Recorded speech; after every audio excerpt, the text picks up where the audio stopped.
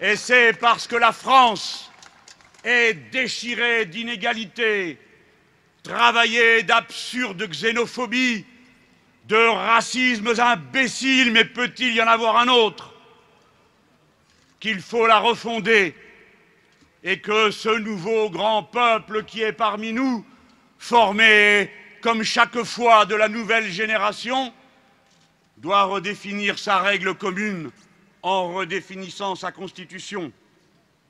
C'est bien pourquoi l'histoire de la Révolution a toujours été controversée.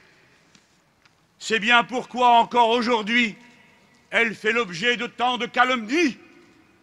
C'est bien pourquoi encore aujourd'hui, on trouve tant de benets intéressés pour aller faire l'apologie du roi ce traître, qui paraissait si banal dans son pouvoir, lui qui s'intéressait après les frasques de Louis XV à la serrurerie et à l'éducation de ses enfants comme tout un chacun, et la reine si légère, si frivole, qui jouait à la bergère. Ces deux-là conspiraient contre la patrie, appelaient l'invasion pour rétablir leurs privilèges, payer des parlementaires et des journalistes pour répandre leurs complots. Et c'est après tout cela qu'on trouve encore des films, des livres, des bandes dessinées pour jeter des grosses larmes sur nos oppresseurs, tandis qu'on n'aurait, pour ceux qui nous ont libérés, que des mépris et des caricatures, à commencer par celles qui sont faites contre Maximilien Robespierre, dont nous nous honorons de dire qu'il est un exemple et une source d'inspiration pour nous.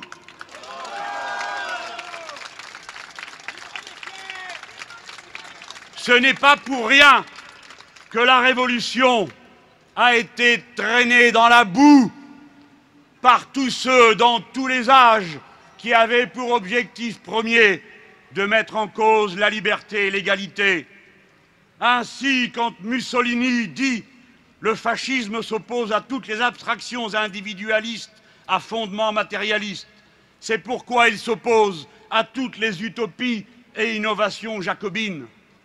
Ainsi, quand Goebbels dit « l'an 1789 sera rayé de l'histoire », ainsi, quand Jean-François Copé dit « il y a en France une tentation de la nuit du 4 août dont il faut se débarrasser », ainsi, quand Jean-François Copé dit « le Saïra n'est plus d'époque, les temps sont passés », ainsi, quand il dit « la Révolution a fait beaucoup de mal et a fracturé la société, elle a désappris aux Français le goût de l'effort ».